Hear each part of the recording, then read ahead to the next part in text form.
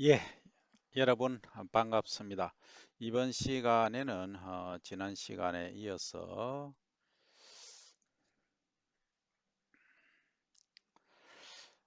밭작물 생산이 과연 어떤 의미를 가지는가? 뭐 의미야 매우 중요하죠. 왜냐하면 우리나라에서는 그 미국이라든지 브라질 또는 유럽 등에 비해서 그 면적이 아주 협소하죠, 그죠? 뭐 논하면은 지금 한 78만, 80만 헥타르 정도 되고 나머지 밭은 지금 한 90만 헥타르 정도 뭐 이래저래 개발해서 지금 비슷하게 되어 있습니다. 80만 헥타르. 총 한 160만 헥타르 정도 되는데 160만 헥타르 정도 되는데 미국에 비하면 특히 캐나다 뭐 또 브라질, 이 남미 이런 쪽에 비하면 참 터무니없이 면적이 협소하다 그죠? 하지만 우리는 우리 나름대로 뭔가 방법을 찾아야 됩니다. 그래서 이 밭작물에서 가만히 보면 전체적으로 이제 쌀하고 한번 비교를 해볼까요? 어, 이게 이제 65년도에 쌀 소비량이 189kg였던 것이 03년도에는 83kg, 09년도 75kg, 20년도 60kg 정도 됩니다. 그러면 한번 보세요. 거의 지금 3분의 1 수준으로 이상으로 지금 감소를 했죠. 그러니까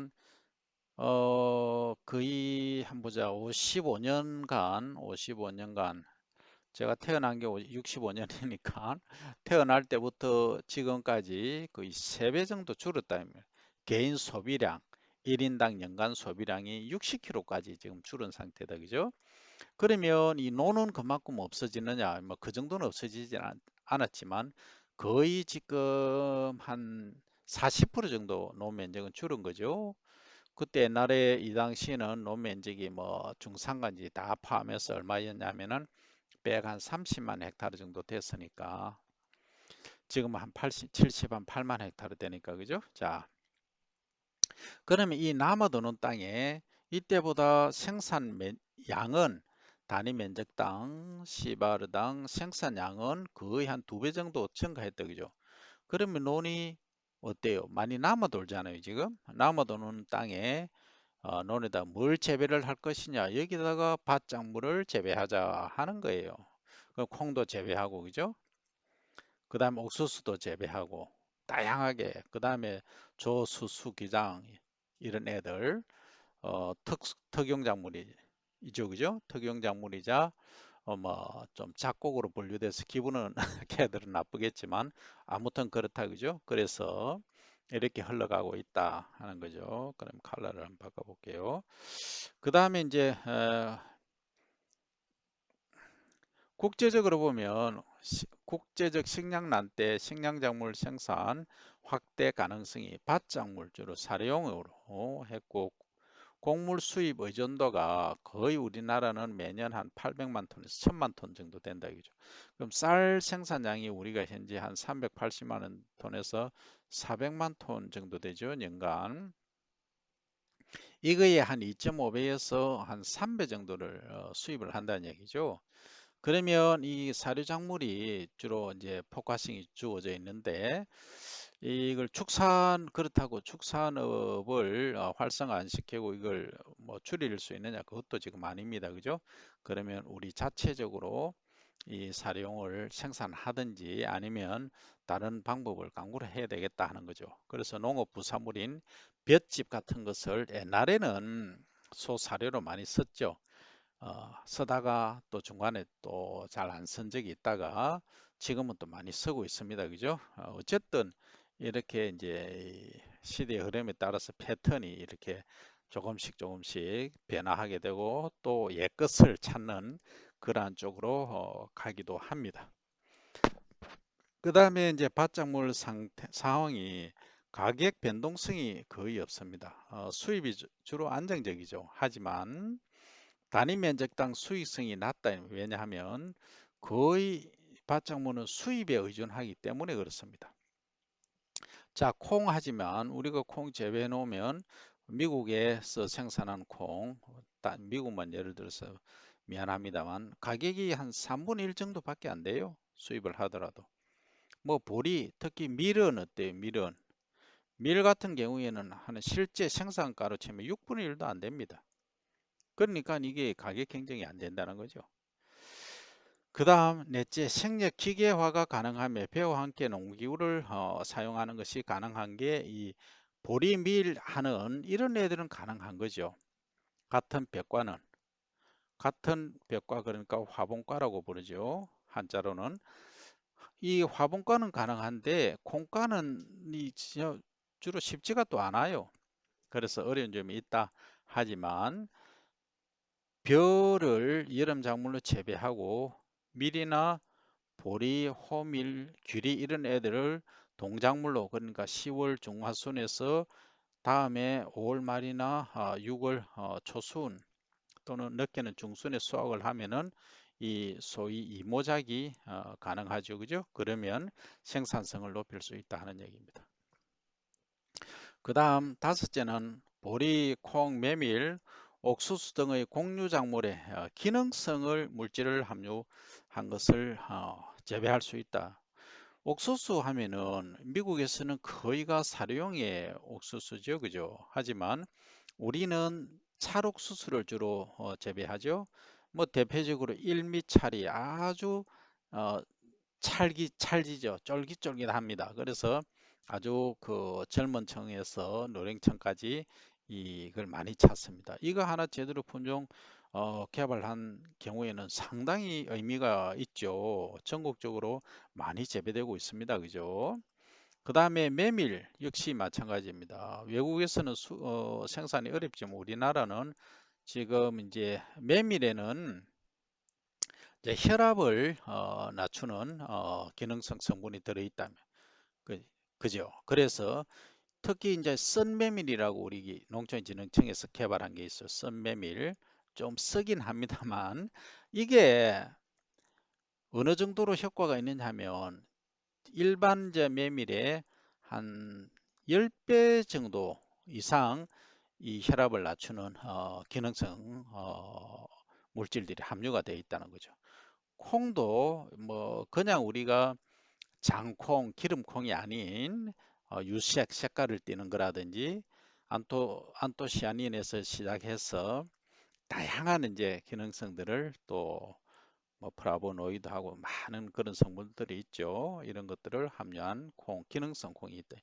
또 콩은 일반적으로 우리가 깍지를 까서 먹는 콩 하는데 이 꽃들이 채로 그냥 사용하는 콩도 있다. 그죠? 그다음 보리도 옛날에는 천편일률적으로 그 보리, 살보리 두 개만 있었죠. 또 나온 게 뭡니까? 맥주보리 있었지만 여기에다가 색깔을 입힌 흑색 보리, 그죠?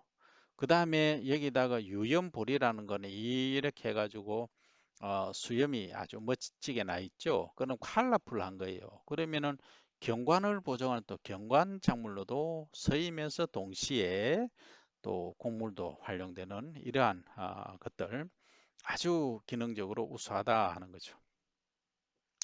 그러면 실제 우리나라에서 보급되는 밭작물 수급 현황을 한번 보도록 합니다. 쌀은 지금 공급이 한 저게 단위가 천 단위죠. 2003년 통계인데 천, 만, 10만, 100만 한 700만 톤 공급, 보리가 60만 톤, 밀이 400만 톤, 옥수수가 900만 톤, 콩이 1600, 160, 서류가 22만, 그죠? 기타 34만, 합계 한 2300만 정도 됩니다. 그러면 이게 2003년 통계입니다. 그죠? 그러면 지금은 많이 변했겠죠. 그러면 쌀은 지금은 한 450만 정도로 되고 보리도 조금 줄어서 한 50만 정도, 밀은 지금 거의 비슷합니다. 한 450만 정도 조금 늘어났네요. 이 옥수수 이렇게 이제 유지가 되고 있습니다. 잘 보시면 생산은 우리나라에서 이런 정도인데 거의 뭡니까? 임포티드입니다. 수입이죠, 거의. 그러니까 쌀은 거의 수입이 없다고 보시면 되고 보리도 거의 없는 겁니다. 이 정도면. 밀은 어때요? 밀은 430만 중에 380만입니다. 그럼 뭐 50만 톤 빼고 50만 톤 빼고는 전부 임포트 수입입니다. 그럼 우리나라 쌀 생산, 밀 생산하는 게 얼마란 얘기입니까? 50만 톤. 지금은 얼마냐? 밀이 50만 톤 안 됩니다. 한 15만, 20만도 채 안 됩니다. 그러면 시시각각으로 이렇게 변하고 있다. 왜? 밀은 아무리 우리가 생산을 해도 수입산 밀이 가격이 너무 쌉니다. 그죠? 우리의 한 4분의 1 정도밖에 안 되기 때문에 상당히 어려움이 있다. 그죠?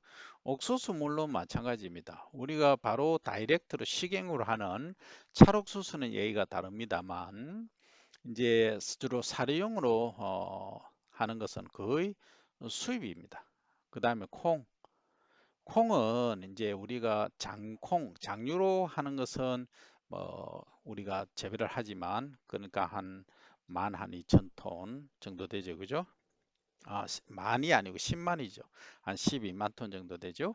되는데 나머지는 한 100만 톤 이상은 전부 수입이다. 그죠? 그래서 이것은 뭐 콩은 유박도 기름 짜서 유박도 쓰고 다양하게 하지만 이게 일부는 또 사료작물도 이용을 됩니다. 그죠? 왜? 담배가가 높기 때문에 활용을 하지요. 그 다음 서류를 한번 볼까요? 서류는 고구마 감자가 주인데 이것은 수분이 많기 때문에 사실은 잘 수입이 어렵습니다. 하지만 이제 카사바 같은 경우 있잖아요. 카사바 이런 것은 주정용으로 일부 주정회사에서 수입을 하기도 합니다. 그 다음에 여기 한번 보시면 사료용 돼 있는데 보리 일부, 밀도 일부가 한 160만 톤, 옥수수는 거의 한 650만 톤 정도, 거의 뭐 수입량의 80%가 그 80 한 5%가 사료용입니다. 그죠? 콩은 어떻습니까? 100 한 20만 톤이니까 이것도 한 85%가 전부 사료용이다 하는 거죠.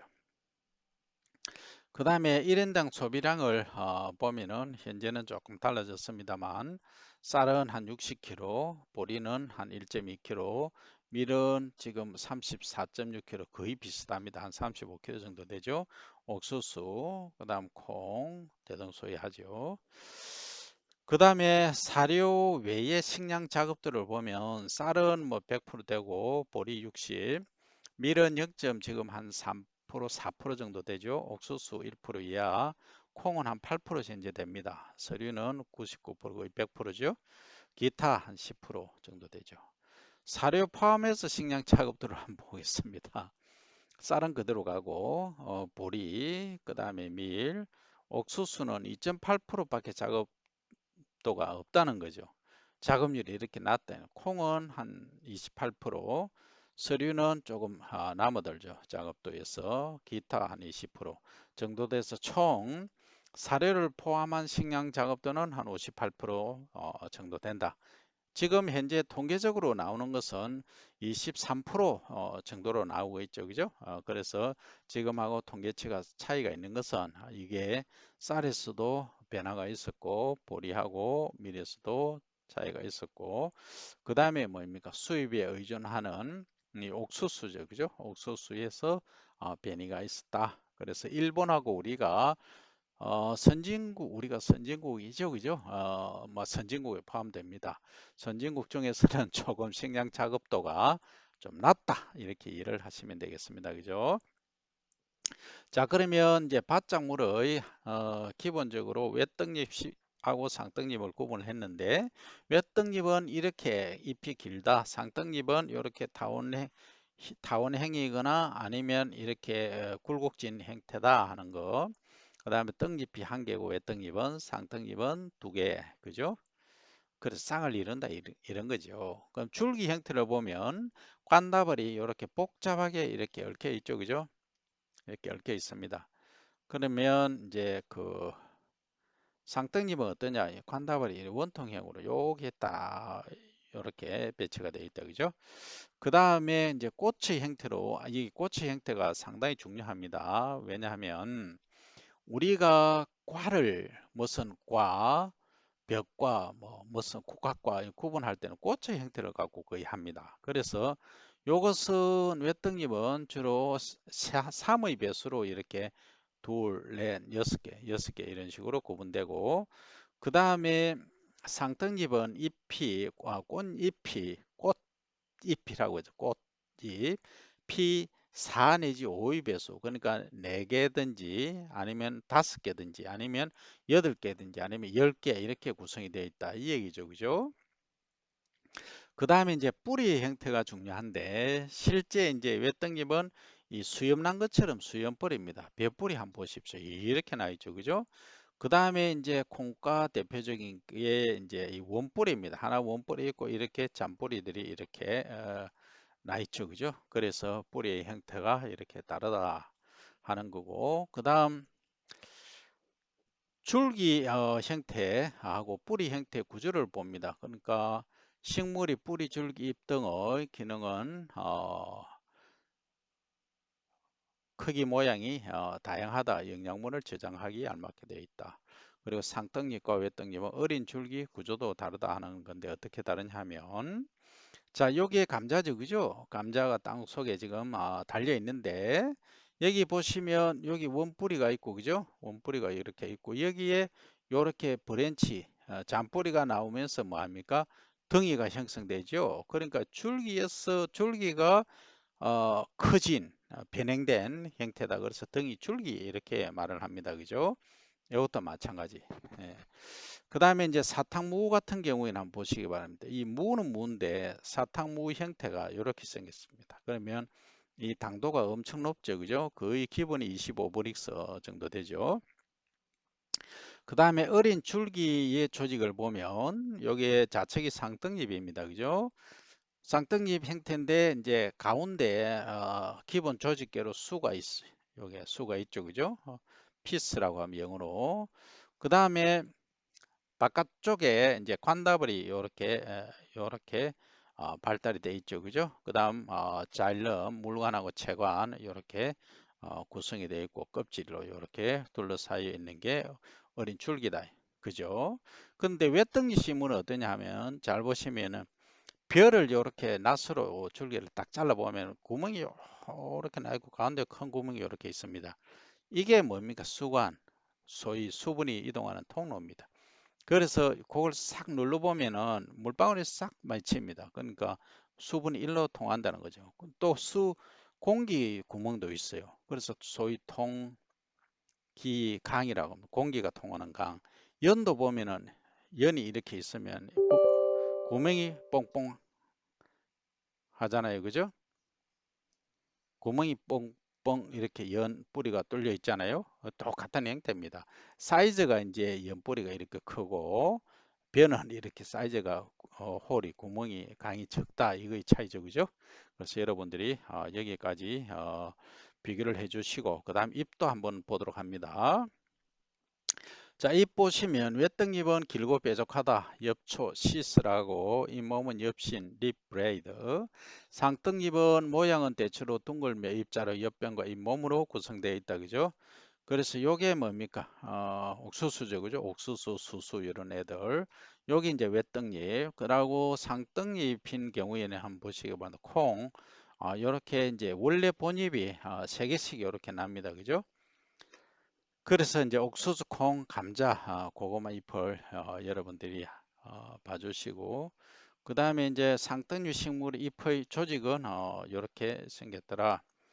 자, 바깥에서 보면 기본 세포가 있는데 잎맥이 있죠, 그죠? 물관, 채관, 수초가 있고 그 다음 공기가 통하는 기공, 잎맥, 미드리브, 그 다음에 바깥쪽에 덮고 있는 큐티클 층으로 되어 있고 그 다음 요것도 이제 상부, 잎살, 그 다음 하부로 이렇게 구성이 되어 있고, 그 다음 공변 세포는 사실, 어, 공변 세포는 밤이 되면 이렇게 생겼지만, 이제 낮이 되면 이렇게 부풀어 오르는 거예요. 왜냐하면 광합성을 해서 여기에 당이 많이 체이가 있는 거죠. 체인다 표현이 뭐하죠? 저장되죠, 그죠? 저장되니까 이게 이제 안쪽은 막이 두껍습니다. 강하죠. 그러니까 더 이상 늘어나지 않고 바깥쪽만 이렇게 커지는 거죠. 이렇게. 그래서 팽창하는 거죠. 잎이 팽창해집니다. 요게 이제 기공, 소위 숨구멍, 공기가 통하는 구멍이죠. 그죠? 자, 요것도 이제 공부를 하면은 생리학 시간에 공부를 합니다만 아주 재미있죠. 그죠? 근데 풍선이 이렇게 있으면 한쪽 면에 정테이프로 이렇게 테이핑한 것 같다. 그러면 바람을 쭉 주입을 하면 이것은 더 이상 팽창 안 하고 쏙 안으로 들어가겠죠. 들어가고 약한 부분이 이렇게 된다. 그래서 나중에 이제 요래서 요렇게 기공이 이래 열리는 거죠. 여기서 이제 공기가 통한다. 이렇게 이해를 하시면 되겠다. 그죠? 그래서 입의 구조까지 살펴봤습니다. 언제 봅니까? See you next time.